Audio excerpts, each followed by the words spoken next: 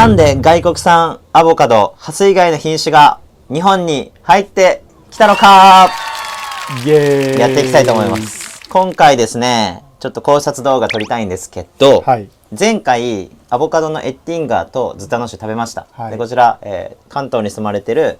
アボカド料理研究家緑川愛香さんからわざわざ送っていただきました。ありがとうございます。ありがとうございます。はい、でベーコンも入ってきたということで、はい、ハス以外の品種が日本に入ってきたと。はい、アボカド栽培してる人にとっては、はい、ついに黒船が来たかみたいな、はい、そういった僕たちのアボカドパーティー、サロンの中でもアボカド栽培されてる方結構多いですけど、はい、大体60人ぐらいは興味を持って入ってくださってるんですけど、はい、ちょっと、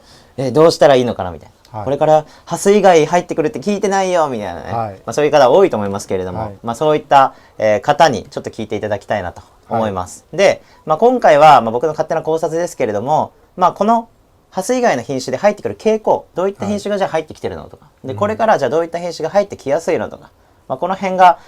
参考になるかもしれないですし、はい、もしかしたらならないかもしれないです。考察なんでね、はい、はい、先にちょっとどういった品種が入ってきやすいのかってちょっと僕もサロンに一応書いたんですけれども、はい、今回はもう皆さん特別に皆さん、はいはい、特別にアボカド大好きな皆さんに共有したいと思います。ざっくりね、はい、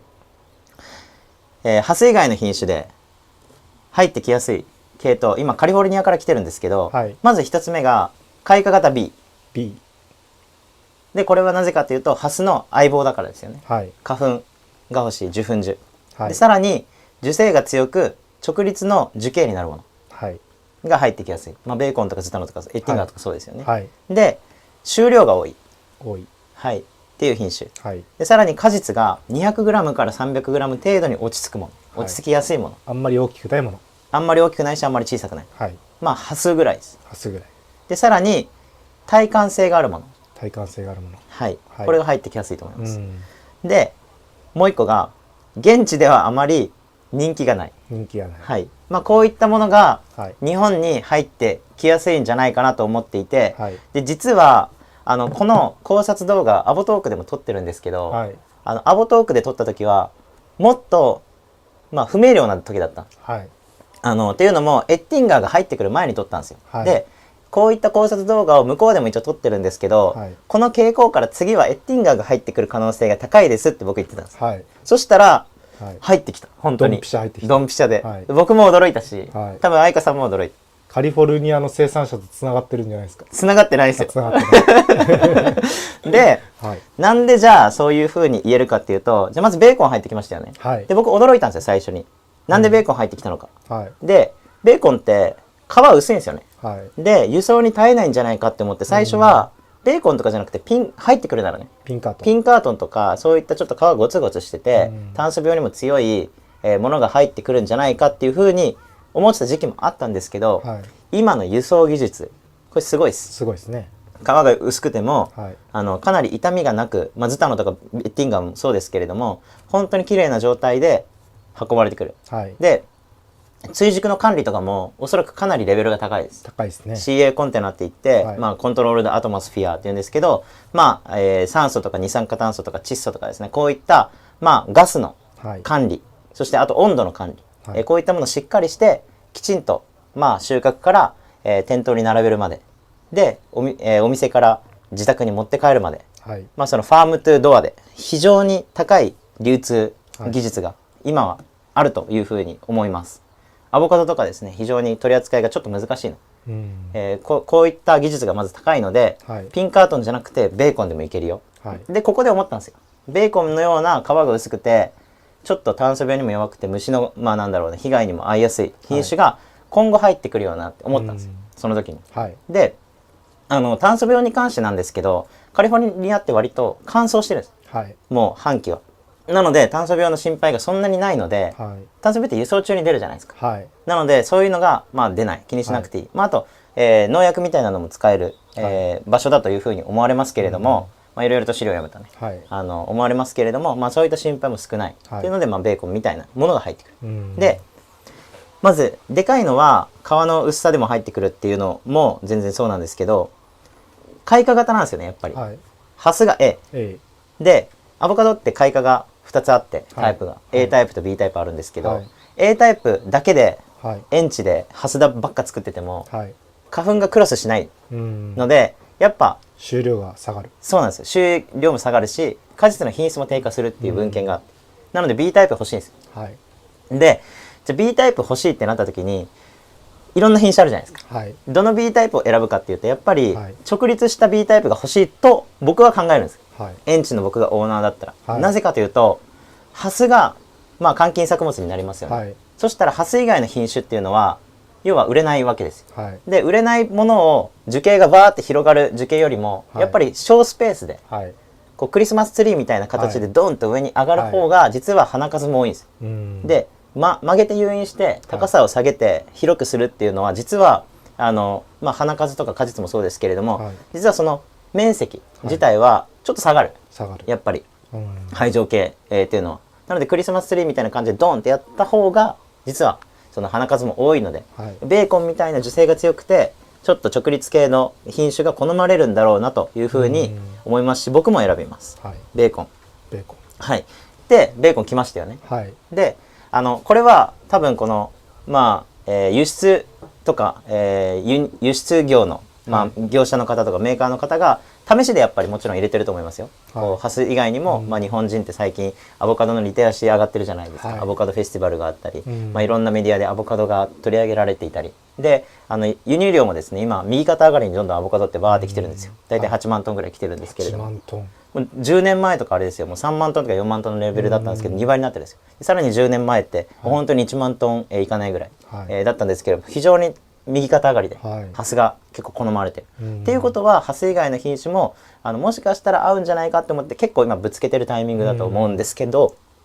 でそのカリフォルニアではやっぱりハスとか人気ですからね。はい、でベーコンみたいな、そこまで人気がなくて、余ってる、要は、B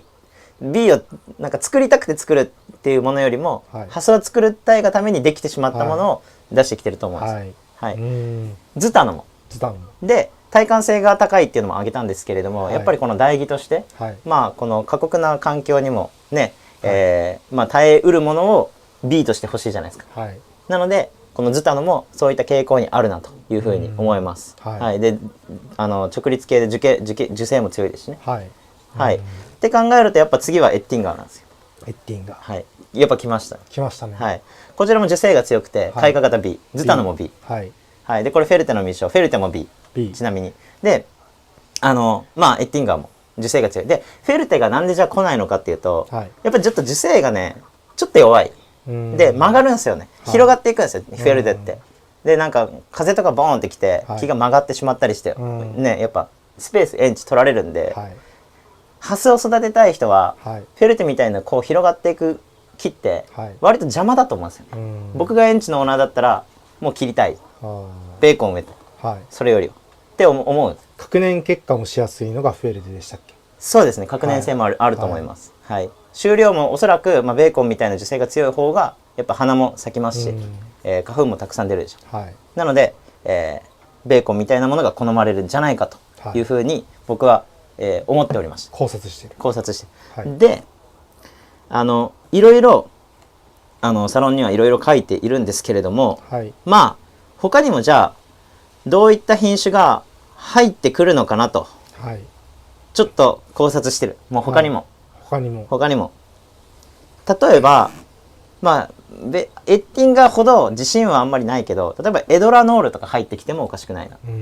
開花型 B ですしね。で、オーストラリアからも実は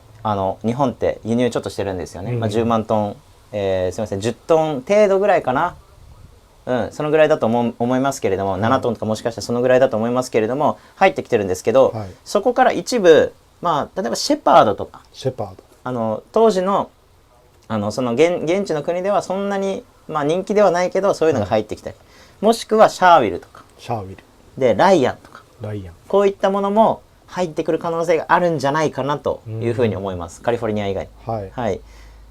他にもあると思います。開花型 B。食べたことないな。僕も食べたことないんで、めっちゃ気になってます。本当にこれ毎年入ってくるってわけじゃなくて、多分その商社さんとかもメーカーさんも試しに入れてきて反応とか見てる状況なので、いいことっちゃいいことだと思うんですよね。やっぱいろんな品種がね、こう安くで入ってくるっていうのは、まあ、現場の生産者からするとたまったもんじゃないぞというふうに思ってる方もいるんですけれども、まあなんか将来的にはすごいいいんじゃないかなというふうには思います。で、まあ、じゃあここからはもうあれですよ、僕たちの選択なんであれですけど、じゃあどういった品種を作っていったらいいの、生産者これですよね。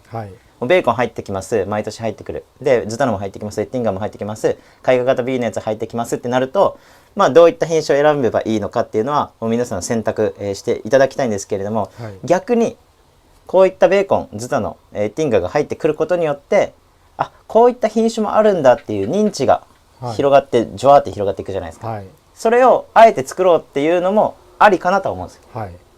ね、売りやすいというか、認知が広がってる分、ハス以外の品種ありますよみたいな、こう食べる時に黒くならなくて緑色のままでも食べれますよみたいな感じの歌い文句で、さらに外国産よりもその国産の方がやっぱり質が高いですよみたいな、こう質高いマウント取れるじゃないですか。まあ実際高いと思う。まあそういった売り方も全然ありだというふうに一応は思います。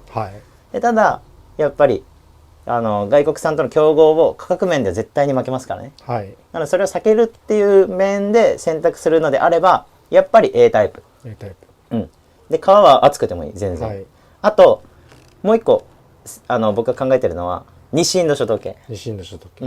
でなんで西インド諸島系が入ってきにくいのかっていうと、冒頭でも言いましたけどサイズがでかいんですよ、西インド諸島系って。なので貿易の関係ってやっぱり 200g から 300g の方がいいんですよ。でそのためにちょっと大きくなる品種とかって環状白皮とかして、花数増やして、果実のサイズを1個あたりのサイズを小さくする、それで輸送したりするんですけど、西インド諸島系って大きいんで、送りにくいんですよね、なかなかロットが結構難しい、取り扱いが。なのでこの辺のお手頃な方がいいと思います。で、やっぱ彼らはそのハスの輸送とかハスのような形状の輸送に関してはすごいプロフェッショナルなんですけど、ちょっと規格が変わってしまうとまたねそれに合わせて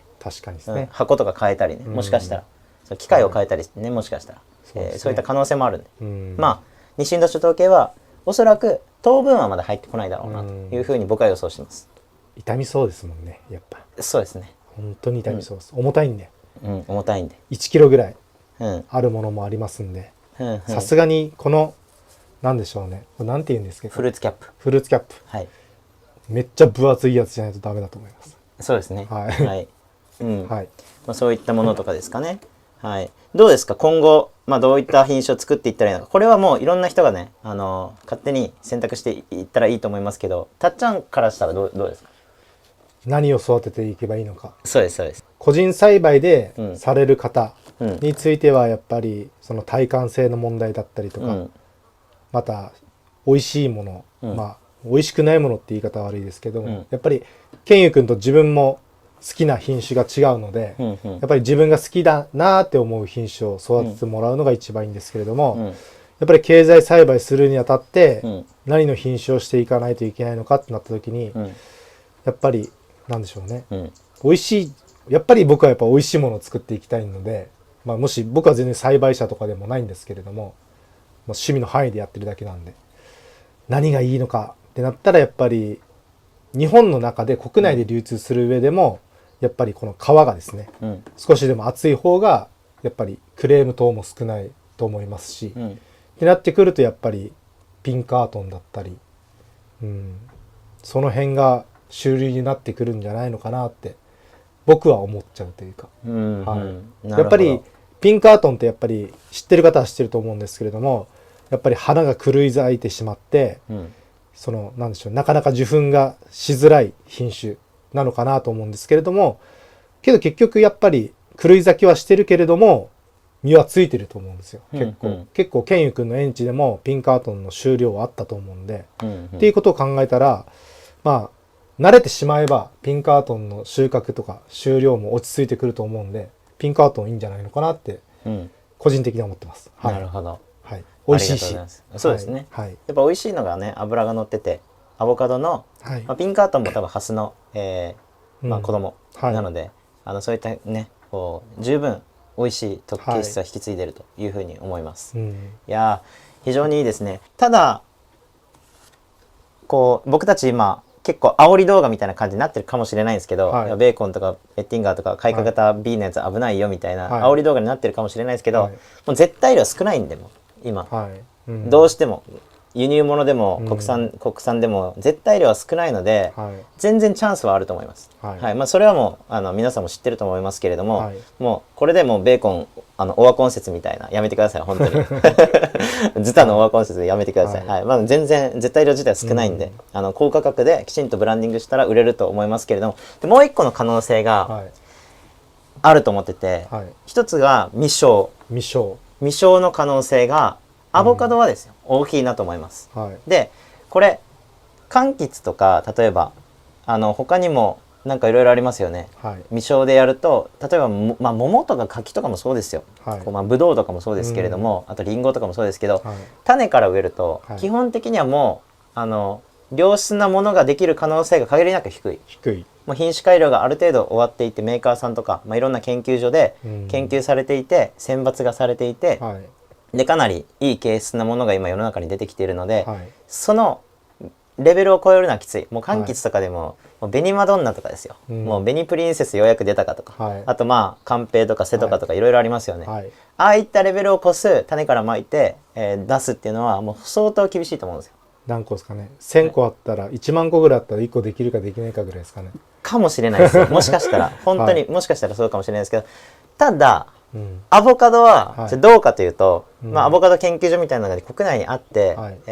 ちゃんと種をまいて、はい、で受粉の親とかもきちんとやって、はい、やってるかと言われるとやってないじゃないですか。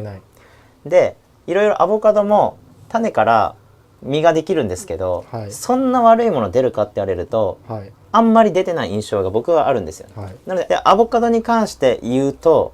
全然未来はあるなというふうに思っていて、未生でも、はいはい、現在のアボカドも国内で栽培されている品種、まあ、いくつかありますけど、はい、やっぱそれぞれ問題があったりするんですよね。はい、こう収量が低かったり、耐寒性が低かったり、まあ、塩害に弱かったり、まあ、虫にやられやすかったり、根腐れが、起きたりで受精がめちゃくちゃ強かったりとかですね、はい、まあいろんなそういったまあ、問題点みたいなのが、まあ、現場レベルではあって、はい、で未生でやるとこれがいい感じに落ち着くんじゃないか。で、沖縄とかもそうですよ。まあ、カビラとかも非常にいい品種で、はい、放散性で非常にいいんですけれども、ちょっと油足りないよねとか。で、結構沖縄人ってもうカビラばっか作ってるじゃないですか。はい、ただカビラから種を植えたら新しい系統の個体が出てくるんですけど、はい、美味しいんですよ、意外と。美味しいですね。で、僕らも今去年オリジナル3号まで出したんですけど、はい、今年多分オリジナル6号か7号ぐらいまで一応あるんです。はい、ありますね。それを試していって、まあ、カビラって結構放散性で花がたくさん咲いて結果、まあなんだろう、摘果をしないといけないっていうふうに言われてる品種とかでもあるんですけど、まあ、ぐらいの放散性はないけれども味質が良かったりとかね、まあ、そういった感じがやっぱある、ので全然アボカドに関しては未来はあるなというふうには未生の場合思います。はい、だからこの辺も無視できないなと、思うので、はい、ぜひ、まあ、この辺できちんとね、自分の未生を確立してブランディングするっていう手もありかなと思います。はい、ただ、ね、強くおすすめはしないです、はい、やっぱり。もう本当、言い方悪いですけど、もう本当にピンポン玉ぐらいのちっちゃい実しかつかない、アボカドの未生の木も誕生してますからね。あるある、実際にはある、はい、動画では出してないけれども、はい、未生の木で2、3年見て全然果実肥大が起きないとかも、はい、種からやったらあります。あります。はい、なので結構博打なので、初めてやりたいよとか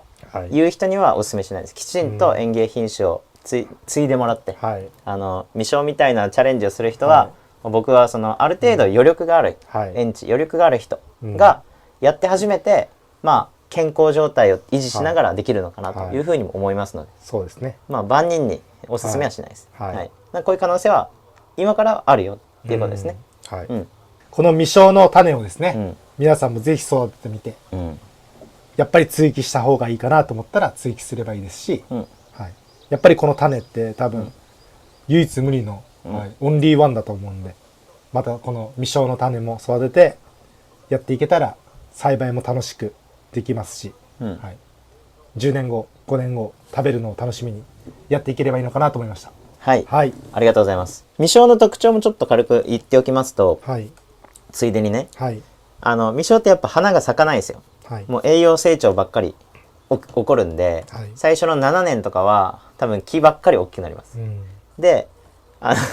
何もしなければそうなんですけど、ただ花を咲かせる方法っていうのもいくつかあって実は、でそれちょっと紹介しておくと、一つが環状白皮とかですね。で環状じゃなくても1/2環状白皮、はいはい、僕 C 型環状白皮とかって心の中で呼んでるんですけど、なんで環状っていうとあれじゃないですか、もう全部円なんで、これをちょっとまあ C っていうかこのぐらい、少しだけ切らない、切らないとかで、あとこの前ね、某金城さんがうちらの園地に来て、連部ね、叩きまくってハンマーで、ハンマリングとか、スカーリングとかって言うんですけど、スカーって傷とか、そういったこととかやったりして、花芽を誘導させるとかですよね。で他にももう方法としては、根っこの量を非常に狭くする、根域を制限するということです。そうすると花が咲きやすいというデータはあります。言われてます。根域制限ですよね。でやっぱ根っこがぐわーっと伸びてしまうと、その分地上部の枝葉もぶわーっと大きくなって、栄養成長がさらに栄養成長を誘発する、それを止めてあげるとか、で僕はあまり推奨してないですけど、曲げるとかね、はい、枝を誘引して強い枝が出たらさらに強い枝が出てくるっていうふうには熱帯果樹言われるので、これを樹勢を下げるために落とすとかね。で他にもね、いくつかあるんですけど、例えば同じやつを継ぐ、カットバックして継ぐとか、それかもうカットバックしたままとか、かなりの枝をある程度刺激を与えるって意味ですね。そのままにせずに、なんかこういじくる、とかが、僕らはやってないんですけれども、自分のものを継ぐとかね、そんな面倒くさいことはしないんですけれども、とかがもしかしたらいいんじゃないかって言われていたり、アボカドには本当にお勧めしないですけれども、移植とかね、根っこを切ったりするっていう行為なので、それもやっぱ根域の制限だと思いますけれども、そういうのも開花の促進にはなるかなっていうふうにも言ってる人もいます。あと他に何かありますっけ？殺すかもしれないんですけれども、針金で縛るとか。ああ、そうですね。で、忘れた頃にもうカルス形成されちゃって、針金が埋もれてしまって、これ取れねえよっていうのがある。あんまりおすすめはしない。風が強かったら折れるんで、そこが針金の縛ってるところが。あれも環状白皮のちょっと応用版みたいな感じですよね。そうですね。ギュッと縛るみたいなね。それもいいかもしれないですね。そういったいろんな手立てを講じて実生を開花促進をさせていこうみたいなね、そういった方もおります。はい。そんな感じですわ。最近海外からいろいろアボカド入ってきてますけれども、僕自身の感想としては嬉しい。いろんな品種が入ってきて嬉しい。で、日本の栽培者もいろいろ考えるきっかけになったりですね。すると思うので、消費者もね嬉しいと思いますし、楽しんでいきましょう。沖縄にも入ってきたらですね、ぜひ皆さん教えてください。教えてください。はい。ということで、最後までありがとうございます。食レポの動画もありますし、アボカドの栽培の方もありますので、そちら見てください。概要欄に貼っております。よろしくお願いします。たっちゃんの動画も貼っておりますので、よろしくお願いします。お願いします。はい。ということで、バイバイ。バイバイ。ありがとうございます。でまずズタノから切っていこうかなと思います。はい。じゃあ真ん中からいきましょうか。結構これも日が経ってるんですよね。絶対美味しいですよね、これ。美味しそうですね。追熟もしっかりできてますし。よし。では。